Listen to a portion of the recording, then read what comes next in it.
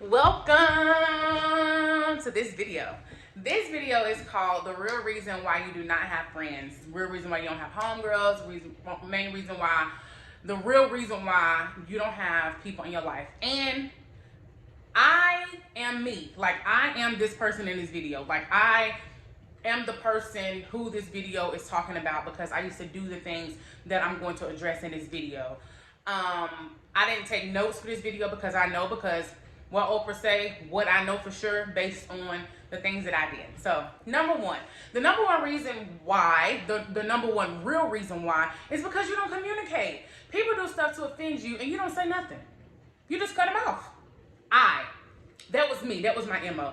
People would say stuff to me. People would do little slick stuff and I would just let it fly. What about me appreciating and respecting my own boundaries? How am I going to maintain relationships with people if I'm not even letting them know, look sis, you crossed the line, or that rubbed me the wrong way, or what did you mean by that? You know, I remember one time I had it was a brief little conversation with someone, and we were trying to work on communicating. And they said, oh, when we went to the ATM, were you trying to intentionally cover your pen? And I was like, oh no, like, I'm big body. Like, I blocked the doggone screen. Like, I wasn't trying to, not with you. Now, had it been somebody else, yeah, like, no. And we don't do that. Like, we don't do that. We don't communicate. We don't talk about things. We do not clear the air. We don't make sure that we're on the same page as it relates to understanding and intentions and all of that good stuff. But we do cut people off. And that's the reason why I did not title this number one as talk, because I wanted to make sure that we fully understand the magnitude of communication. It's not just about getting out how you feel. It's making sure that the other person understands where you're coming from. And I pray before I talk to people when I know that I'm about to have a tough conversation, because I want to be effective in communicating to make sure that they understand what I'm trying to convey. Oh my God, my husband, my mom, my kids, my clients, like myself. This is real. Like, I want to make sure that when I'm talking to people, when I'm communicating, that I'm clear, because relationships are the foundation of this world, you know?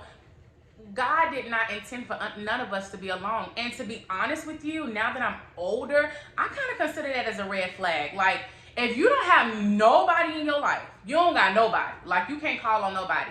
Like, I was listening to a sermon by T.D. Jakes, and he was talking about how he think it's weird that he'll meet people and they'll be like, oh, I got this amazing idea. Like, come on, invest in my idea. I got this. And he'll be like, well, you just met me. Like, that's a big red flag. Out of all the people in the world, all the people that you know, you gonna ask me and you just met me? Like, why you can't ask somebody that you know? And to me, that is a red flag based on what I know about relationships.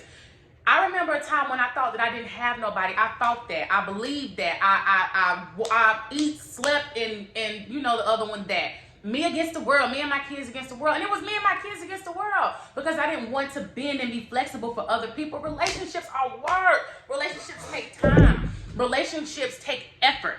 And that's why you should not spread yourself too thin with the magnitude of close personal relationships if you can't handle it. Everybody's capacity for close personal relationships looks different. Some people can maintain 10, some people can maintain 50, some people can just maintain 2, you know, and that's fine. But making sure that you have wholesome relationships it's kind of like eating.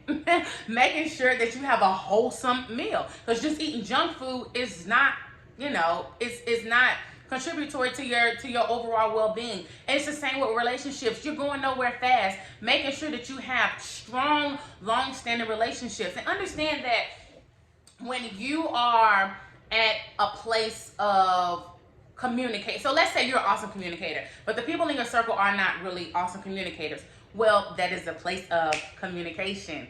Communicating with them to determine what works best for them, you know. And timing is everything. I learned that from my husband. Timing is everything. I can't be on the phone with him and say, honey, I got to talk to you when we get home. That's not going to work. I'm going to have to save that until he gets home, because he's going to have anxiety about it the whole rest of the time until he gets back home. It's not going to work. And it may be that same way with a person who you consider near and dear to you. And understand also, since just because you growing, thriving, you healing, everybody is not in that place. So don't overwhelm your people with, oh this, and oh you did that, and oh you did that. No, that's not communicating. That's not the communicating that I'm talking about. I'm talking about healthy communication. If you are unsure about how to do this with the way that you feel because you're in relationships with humans, not perfect people, humans. If you're unsure about how to do this, I would suggest that you pray and ask God to give you guidance and guide your words and and guide your heart, and not always looking at other people in a place of everybody did something wrong to me, and I'm gonna get to that in a minute. Number 2, you don't forgive. People done done stuff to you. Y'all done talked about it. Y'all done let it go, but you ain't let it go. You still holding on to stuff that happened 15, 20, 50, 60 years ago. And I know because that was me. I can almost tell you every single thing, every single bad thing somebody ever done to me. And that's sad. That is sad, because do I got that capacity for all the good stuff? I don't think so. Because that was my MO. I'm telling you, I'm talking about myself. When life was happening back then, I didn't take the liberty. I didn't find it important. It wasn't valuable for me to set apart all the good stuff. But I can tell you everything bad for the first 25 years of my life. I can tell you just about everything every wrong somebody did, everything somebody said to hurt my feelings. I can just about tell you all of those things. And the real reason why, it's not, people say I forgive, but I don't forget. No, honey, I wasn't forgiving nothing. I remembered, it was in me. I remembered those things, and it wasn't about, and let me just say this. So we're going to clear up that forgive, but I didn't forget. Why the hell would you want to remember, saying that you would never forget, hurtful stuff? Like, I understand you don't want to let somebody else hurt you again, but ultimately you're in a good bit of control of that because of boundaries. Why would you want to have that in your backpack? If your memory is only a certain capacity, why would you want to consume it with garbage? Like, I don't understand that. I do understand that we get valuable lessons from her. I'm not saying that. Y'all know what I'm talking about. Y'all know exactly what I'm talking about. And you don't forgive. That's why you cannot be in a relationship with humans. God created us to be imperfect. He created us to make mistakes. And you get in relationships with people who are imperfect, and you expect them to be perfect, and then you don't forgive them. Like, you holding them to this unrealistic standard, and then when this was me. This was me. This was me. This is why this is hitting home, because this was me. And this is real. This is why the real reason why you don't have relationships. This is the real reason why you don't have friends. This is the real reason why you don't have relationships with people in your family. And number three is because you don't do nothing wrong. Everybody always did something to you. It's everybody else's fault. Everybody hurt your feelings. She said something to you. She did something to you. He did this. They did that. Everybody. No. I just posted a post on Instagram today about the fact, just because you have a good heart don't mean you don't do nothing wrong. And I think a lot of people get that twisted. Like, yeah, you're a good person, but you still do hurtful stuff.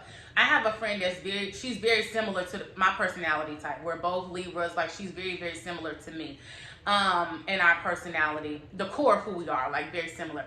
And as she thought, she don't do nothing wrong. I used to think that too. Like, I'm a good person. I help people. I do this. I do that. Like, no, girl. You have jealousy. You have envy.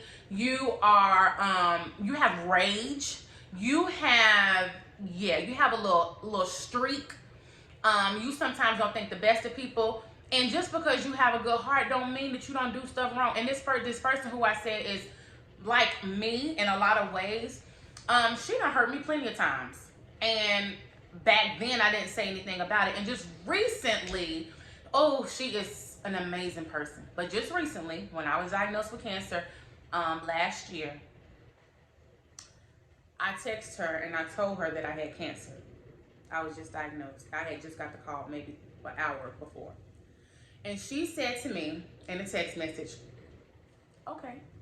I gave her text message a voice because I know her. But this is what the text message said. Okay. What's next? How hurtful is that? How And yes, you help people out. Yes, you are a bomb friend. But sis, that was hurtful.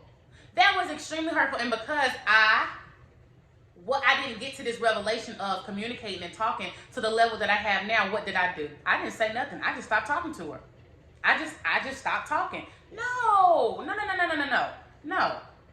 There was a moment right there in that moment, even if it wasn't right there because of the circumstances, but later on, that would have been a good place to share, to let that, regardless of how they would have received it, because I think sometimes when we have a good heart, we don't know, because people don't tell us, they don't communicate, that we have sort of dropped the ball, and even if our intentions were good.